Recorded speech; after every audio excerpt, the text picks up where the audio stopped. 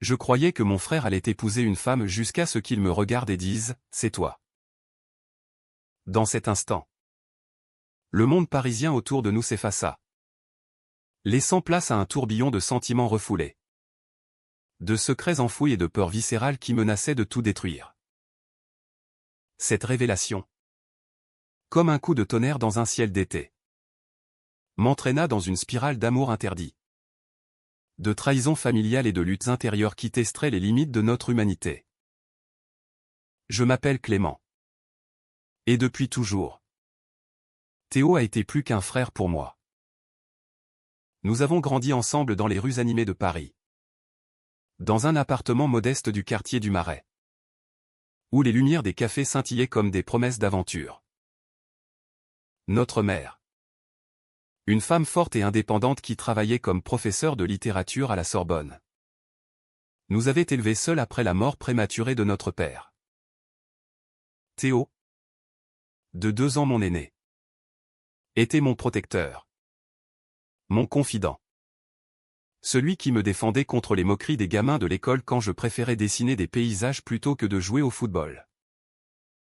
Mais au fil des ans, ce lien fraternel s'était teinté d'une ombre que je refusais d'admettre. C'était l'été de mes 23 ans. Paris bouillonnait sous une chaleur accablante. Et les touristes envahissaient les trottoirs de la Seine. Théo, avec son charme irrésistible et son sourire qui faisait fondre les cœurs, avait annoncé ses fiançailles avec Émilie, une jeune avocate ambitieuse qu'il avait rencontrée lors d'un gala. Toute la famille ou ce qu'il en restait était en effervescence. Notre oncle Pierre, un vigneron bourru de la vallée de la Loire, avait même fait le déplacement pour l'occasion. Enfin, Théo se range, avait-il tonné en levant son verre de vin rouge. Moi, je souriais poliment. Mais au fond de moi, une jalousie sournoise me rongeait. Pourquoi lui? Pourquoi pas moi pour ressentir cette joie simple d'un amour accepté? La soirée des fiançailles se déroulait dans un restaurant chic près de l'Opéra Garnier. Les lustres cristallins projetaient des reflets dansants sur les visages rieurs. Émilie, avec ses cheveux blonds cascadant sur ses épaules et sa robe élégante, rayonnait au bras de Théo. Je les observais de loin, un verre de champagne à la main, feignant l'enthousiasme. Mais quand nos regards se croisèrent, quelque chose se brisa en moi. Théo s'approcha, prétextant une envie de fumer une cigarette dehors. « Viens avec moi. »« Clément » murmura-t-il, sa voix tremblante d'une urgence inhabituelle. Dehors, l'air frais de la nuit parisienne nous enveloppa. Les voitures klaxonnaient au loin, et les lumières de la ville formaient un halo magique. Théo alluma sa cigarette, tira une bouffée, puis se tourna vers moi. Ses yeux verts que j'avais toujours admirés, étaient emplis d'une douleur que je ne comprenais pas. « Clément, je ne peux plus faire semblant, » dit-il d'une voix rauque. Je fronçai les sourcils, mon cœur battant la chamade. Semblant de quoi? Et c'est là qu'il lâcha ces mots qui changèrent tout. Je croyais que je pouvais épouser Émilie. Mais c'est toi. C'est toujours été toi. Le monde s'arrêta. Mon frère, mon Théo, avouait un amour qui dépassait les liens du sang. Un amour interdit, tabou, qui défiait les normes de notre société française si fière de sa liberté mais si rigide sur certains sujets. Je reculai d'un pas, choqué. Mais une partie de moi jubilait. Avais-je moi aussi refoulé ces sentiments? Les nuits où je rêvais de ces étreintes fraternelles qui se prolongeaient un peu trop? Les regards complices qui en disaient plus que des mots? Mais la réalité me rattrapa vite. Théo, tu es fou. Nous sommes frères. Sifflai-je, la voix étouffée par la peur. Il secoua la tête, les larmes aux yeux. Pas vraiment. Clément. Maman ne t'a jamais dit la vérité. Notre père n'était pas le mien. Je suis le fils d'un amour de jeunesse de maman. Avant qu'elle ne rencontre papa. Nous ne partageons pas le même sang. Cette révélation me frappa comme un uppercut. Des années de mensonges familiaux se dévoilaient en une nuit. Pourquoi maman avait-elle gardé ce secret? Pour nous protéger? Pour préserver l'illusion d'une famille unie? Je sentis la colère monter, mêlée à un soulagement coupable. Si nous n'étions pas frères de sang, alors cet amour pouvait-il exister? Les jours suivants furent un tourbillon d'émotions. Je évitais Théo, prétextant du travail à mon atelier de peinture dans le quartier de Montmartre. Mais il insistait, m'envoyant des messages poignants. Clément, parlons-en. Ne me laisse pas comme ça. Émilie, ignorant tout, planifiait le mariage avec enthousiasme. Je me sentais comme un traître, déchiré entre ma loyauté envers elle et cet amour naissant pour Théo. La société parisienne, avec ses cafés intellectuels et ses débats sur l'égalité, semblait hypocrite. L'amour gay était accepté. Mais un lien comme le nôtre? C'était un terrain miné. Un soir, je cédai et le rejoignis au jardin du Luxembourg. Les fontaines murmuraient sous les arbres centenaires. Et les couples se promenaient main dans la main. Théo m'attendait sur un banc, l'air vulnérable. Je t'aime depuis des années. Clément. Voir Émilie. C'était une façon de me cacher. Ces mots me transpercèrent. Je m'assis à côté de lui, nos mains se frôlant accidentellement. Un frisson me parcourut. Et moi, murmurai-je. Qu'est-ce que je ressens vraiment? Nous parlâmes des heures, déversant nos peurs, le jugement familial, la perte d'amis, la peur du rejet. C'était le début d'une passion clandestine, faite de regards volés et de rencontres secrètes dans les ruelles de Paris. Mais les secrets ont un prix. Notre oncle Pierre, suspicieux, commença à poser des questions. Pourquoi Théo annule-t-il des rendez-vous avec Émilie, grogna-t-il lors d'un dîner familial? Maman, avec son intuition maternelle, me scrutait d'un œil inquiet. Je mentais, protégeant notre bulle fragile. Théo, de son côté, luttait avec sa conscience. Je ne veux pas blesser Émilie, avoua-t-il un jour, les yeux rougis. Mais sans toi, je suis perdu. Cette dualité le rongeait, créant des tensions explosives. Une nuit, lors d'une dispute dans mon appartement, tout explosa. Tu joues avec le feu. Théo, criai-je. Pense à ce que ça ferait à maman si elle savait. Il me saisit par les épaules, son visage à quelques centimètres du mien. Et toi? Tu as peur de quoi? De m'aimer vraiment? Nos lèvres se frôlèrent presque. Mais je le repoussai, terrifié. Cette soirée marqua le premier craquement dans notre relation naissante. Les semaines suivantes furent un mélange de joie volée et de tourments intérieurs. Théo et moi nous retrouvions en cachette, dans des endroits discrets comme les berges de la Seine au crépuscule ou les cafés anonymes de Belleville. Chaque rencontre était un feu d'artifice d'émotions, des rires complices, des confessions murmurées, des regards qui en disaient long sur notre attirance mutuelle. Théo, avec sa force tranquille, me racontait ses rêves d'une vie libre, loin des conventions. Imagine-nous à Provence. Clément, dans une maison avec vue sur les lavandes. Pas de secret. Juste nous. Ces mots me faisaient fondre, Mais la réalité me rattrapait toujours. Émilie sentait que quelque chose clochait. Lors d'un déjeuner au café de Flore, elle me confia ses doutes. Théo est distant. Clément. Est-ce qu'il voit quelqu'un d'autre? Son regard implorant me brisa le cœur. Elle était innocente dans cette histoire. Une victime collatérale de nos mensonges. Je balbutiai une excuse vague. Me sentant comme le pire des hypocrites. Comment pouvais-je trahir une amie pour un amour qui risquait de tout détruire?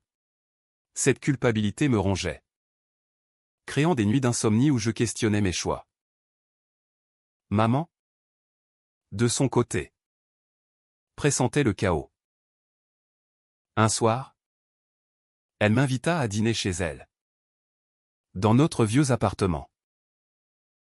Les photos de famille ornaient les murs, rappelant une enfance heureuse. Clément? Qu'est-ce qui se passe avec Théo? Demanda-t-elle. Ses yeux perçants. Je niai. Mais elle insista. Je sais que vous cachez quelque chose. Souviens-toi. Je vous ai élevé pour être honnête. Sa voix tremblait. Et je vis pour la première fois sa vulnérabilité. Elle avait sacrifié tant pour nous. Et maintenant, notre secret menaçait de la briser. Théo, acculé, décida de rompre avec Émilie. Ce fut une scène déchirante dans un parc de Montparnasse. Elle pleura. Le supplia de s'expliquer. C'est quelqu'un d'autre. N'est-ce pas? Hurla-t-elle. Théo, les larmes aux yeux, hocha la tête sans un mot.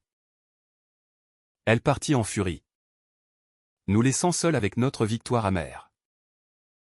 J'ai fait ça pour nous, murmura-t-il en me prenant la main. Mais au fond, je savais que cette rupture ouvrirait la porte à plus de souffrance. Les rumeurs commencèrent à circuler. Des amis communs murmuraient.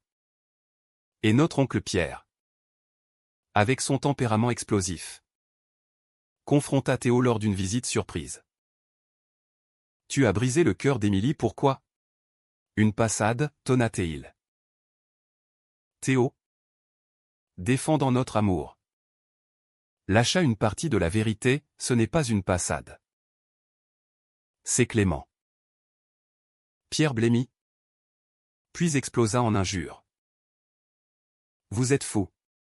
Même si vous n'êtes pas frère de sang. La société vous jugera.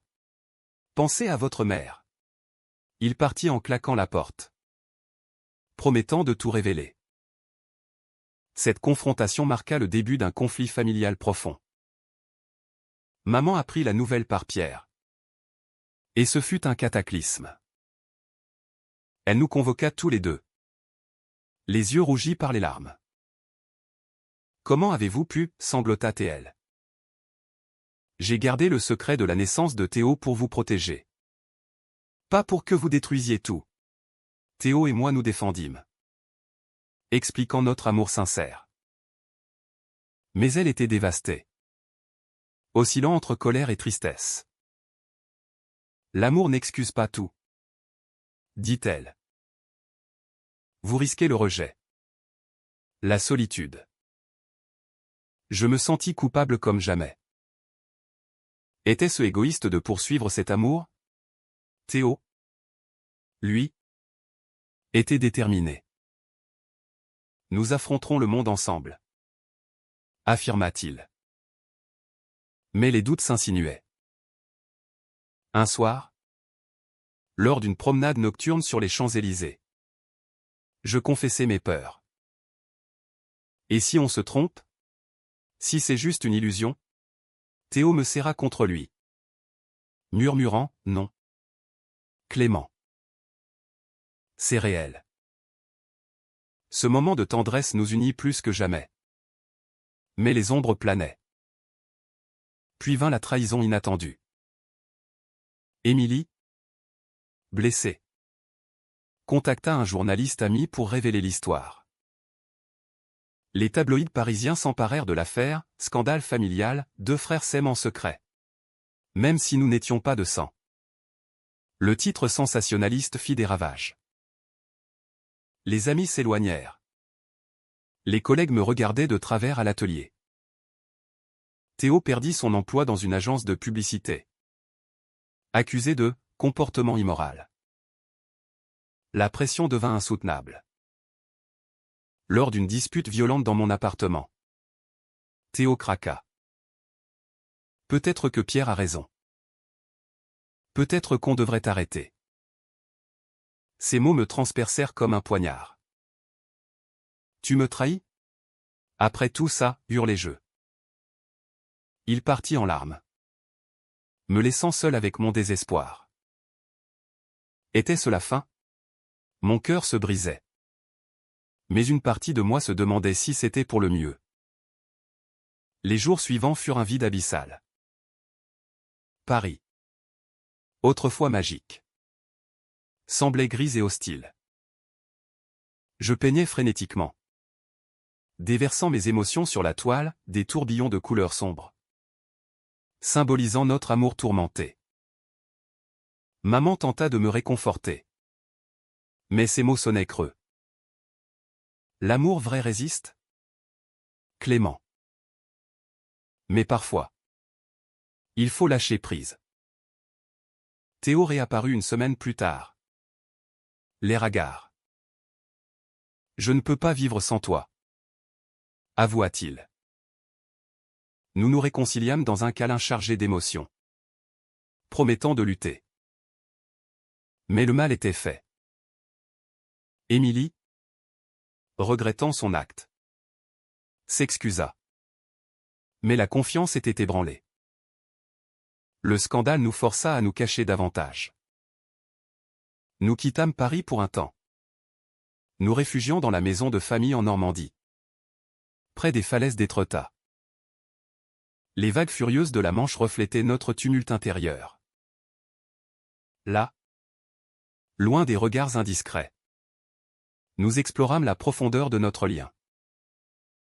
Théo, avec sa sensibilité cachée, me lisait des poèmes de Rimbaud au coin du feu. Comme lui. Notre amour défie les normes. Disait-il.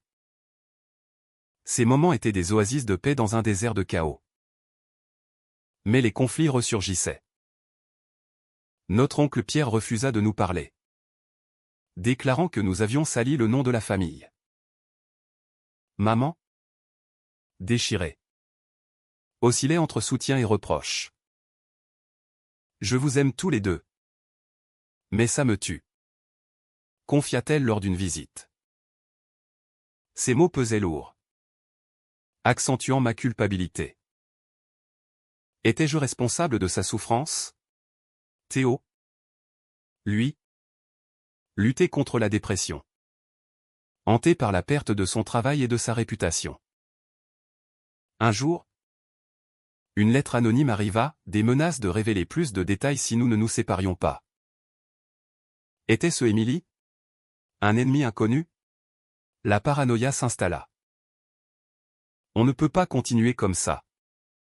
Murmurai-je à Théo lors d'une promenade sur la plage. Il serra ma main. Déterminé. Si. Clément. Notre amour est plus fort que la haine. Mais au fond, je doutais. Les nuits étaient peuplées de cauchemars où la société nous lapidait. De retour à Paris, nous affrontâmes le monde. Théo trouva un petit job dans un café. Et je vendis quelques toiles pour survivre. Nos amis fidèles, comme mon collègue artiste Julien, nous soutinrent. L'amour n'a pas de règles, dit-il lors d'un dîner. Mais les autres nous évitaient, murmurant dans notre dos. Cette ostracisation creusait un fossé entre nous. Théo devint distant, prétextant la fatigue. Puis vint le coup fatal, je découvris que Théo avait revu Émilie en secret. Pas pour la reconquérir, mais pour s'excuser. Et elle l'avait embrassé dans un moment de faiblesse. Il me l'avoua. Rongé par la culpabilité. C'était une erreur. Clément. Je t'aime toi. Mais la trahison me dévasta. Comment puis-je te faire confiance maintenant, criai-je. Les larmes coulant. Nous nous disputâmes comme jamais. Des mots blessants fusant, accusations de lâcheté. De mensonges. Je partis chez maman. Brisé. Elle me serra dans ses bras. Murmurant, parfois. L'amour demande des sacrifices. Théo m'appela sans relâche. Mais je l'ignorais. Était-ce la fin de notre histoire? Mon cœur saignait. Mais une partie de moi se sentait libérée de cette pression étouffante. Après des jours de réflexion, je décidai de le confronter. Nous nous retrouvâmes au Pont des Arts, où les cadenas d'amour scintillaient sous le soleil couchant. Théo m'attendait. L'air suppliant. Pardonne-moi. Clément. J'ai paniqué sous la pression. Ses yeux imploraient la miséricorde. Je sentis ma colère fondre, remplacée par une tristesse profonde. Nous nous détruisons mutuellement. Théo. Peut-être que l'amour ne suffit pas. Cette conversation fut un tournant. Nous admîmes nos faiblesses, ma peur du rejet. Sa tendance à fuir. Mais au lieu de nous séparer, nous choisîmes de guérir. Maman, apprenant la trahison, intervint. Vous devez être honnête. Pas seulement l'un avec l'autre, mais avec le monde. Ces mots nous inspirèrent. Nous décidâmes de révéler publiquement notre histoire. Via un article dans un journal progressiste. La réaction fut mitigée, soutien de la communauté LGBT. Critiques acerbes des conservateurs. Mais cela nous libéra. Théo reprit confiance. Et je peignis une série sur l'amour interdit. Acclamée dans une galerie de Saint-Germain-des-Prés. Émilie, finalement, trouva la paix et nous pardonna lors d'une rencontre émouvante. Je veux votre bonheur, dit-elle. Les yeux humides. Pourtant, les cicatrices restaient. Un soir, lors d'une fête chez Julien, un invité ivre nous insulta. Théo le défendit. Mais la violence verbale raviva nos traumatismes. Est-ce que ça en vaut la peine, demandai-je plus tard. Théo me serra fort. Oui.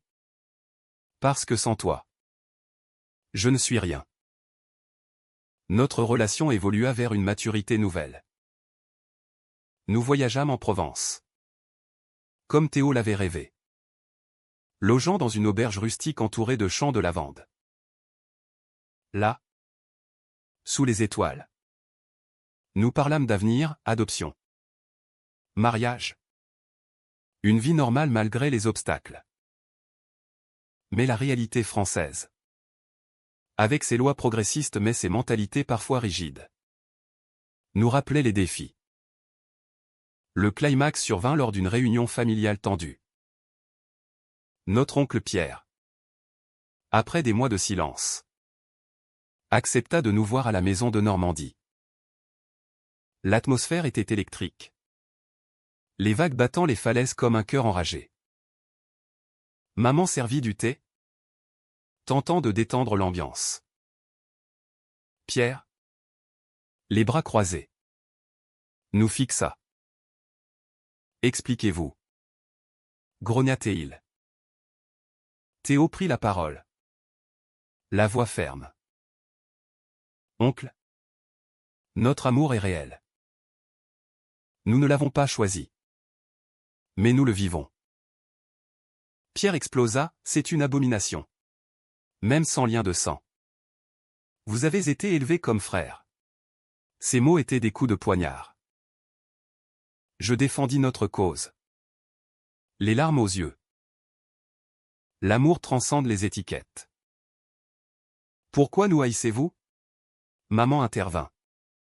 Révélant son propre secret, Pierre. Souviens-toi de mon amour pour le père de Théo. J'ai caché ça pour éviter le scandale. Ne fais pas la même erreur. Pierre blêmit, confronté à son hypocrisie. Il avoua avoir aimé un homme dans sa jeunesse. Refoulé par peur. J'ai regretté toute ma vie. Murmura-t-il. Cette confession inattendue brisa les barrières. Des larmes coulèrent. Et pour la première fois, nous nous embrassâmes en famille, pardonnant les blessures passées. Ce fut un moment de catharsis, où la colère céda à l'empathie. De retour à Paris, fortifié par cette réconciliation, Théo et moi affrontâmes un nouveau défi. Un groupe conservateur lança une pétition contre nous, nous accusant de pervertir les valeurs françaises. Les médias s'en emparèrent, transformant notre histoire en débat national. Nous reçûmes des menaces, mais aussi des lettres de soutien de jeunes LGBT en lutte. Vous nous donnez de l'espoir, écrivit l'un d'eux. Théo, inspiré, organisa une conférence à la Sorbonne sur l'amour non conventionnel. Je l'accompagnai. Nerveux mais fier. Devant un auditorium bondé. Il parla avec passion, notre histoire n'est pas un scandale, mais une leçon d'humanité. Les applaudissements fusèrent. Mais des huées aussi. À la sortie, un manifestant nous insulta. Et Théo, protecteur, me défendit. Ce fut tendu, mais nous sortîmes plus unis. Pourtant, les doutes persistaient. Un soir, seul dans mon atelier, je questionnais notre futur. Et si la société nous brise? Théo me rejoignit, posant sa main sur mon épaule. Alors nous nous reconstruirons. Ensemble. Ces mots réchauffèrent mon âme. Rappelant pourquoi je l'aimais, sa résilience. Sa tendresse. Émilie réapparut dans nos vies. Non comme rivale, mais comme amie. Elle avait rencontré quelqu'un et voulait clore le chapitre. Vous méritez le bonheur, dit-elle lors d'un café. Cette générosité nous toucha profondément, guérissant les dernières plaies. Notre amour s'épanouit dans les petites choses, des promenades au Louvre, des dîners romantiques à Montmartre, des débats passionnés sur la littérature française. Théo me surprit un jour avec un billet pour Venise. Pour recommencer loin de tout. Là, sur un gondole, sous les ponts anciens, nous échangeâmes des vœux informels. Pour toujours. Clément? Murmura-t-il. Ce fut un moment de pure magie, contrastant avec nos épreuves. Mais la vie n'est pas un conte de fées. De retour, maman tomba malade. Un cancer diagnostiqué tardivement. Ce fut un choc, nous unissant plus que jamais. Nous la veillâmes à l'hôpital. Théo tenant sa main. Moi lisant ses poètes préférés. Mes garçons, je suis fier de vous, chuchota Théel. Sa force nous inspira. Même dans la douleur. Pierre, repentant, nous aida financièrement. J'ai été un idiot, admit-il. Cette unité familiale fut un baume sur nos cœurs. Maman guérit miraculeusement, attribuant cela à notre amour. Il guérit tout, dit-elle.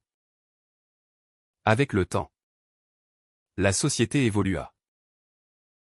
Notre histoire inspira un film, porté par des acteurs français engagés. Les critiques furent positives, soulignant les thèmes de tolérance et de résilience. Théo et moi devînmes des figures discrètes de la communauté LGBT, aidant d'autres couples en difficulté. Les années passèrent. Et notre amour, forgé dans le feu des épreuves, devint un pilier inébranlable. Nous nous installâmes dans un appartement lumineux près de la tour Eiffel, où les lumières de la ville illuminaient nos soirées. Théo reprit une carrière en journalisme, écrivant sur les droits humains, tandis que mes peintures, imprégnées de notre histoire, se vendaient dans des galeries internationales. Maman, en rémission, voyageait avec Pierre, réconciliés dans leur propre façon.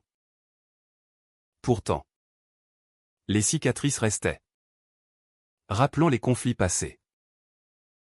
Parfois, un regard hostile dans la rue ravivait les peurs. Mais nous les affrontions main dans la main. Nous avons gagné. Clément, disait Théo avec un sourire. Et il avait raison. Notre relation, autrefois taboue, était devenue un témoignage d'humanité. Un jour, nous adoptâmes un enfant. Un petit garçon nommé Louis. Via les lois françaises progressistes. Ce fut le couronnement de notre parcours, une famille née de l'amour pur. Louis grandit entouré d'affection, ignorant les tempêtes que nous avions traversées. Vous êtes mes héros, dit-il un jour, nous faisant fondre. Émilie devint marraine, complétant le cercle. Lors d'un anniversaire, elle leva son verre à l'amour qui triomphe. Ces mots scellèrent la paix définitive. En regardant en arrière, je réalise que notre histoire n'était pas seulement romantique, mais profondément humaine. Les trahisons, les secrets, les conflits nous avaient testés. Mais ils nous avaient aussi renforcés. Théo et moi, assis sur un banc au jardin des Tuileries, contemplions le coucher de soleil. Je ne changerai rien, murmura-t-il. Moi non plus. Car dans cette France de contraste, où la liberté côtoie le jugement, nous avions trouvé notre vérité.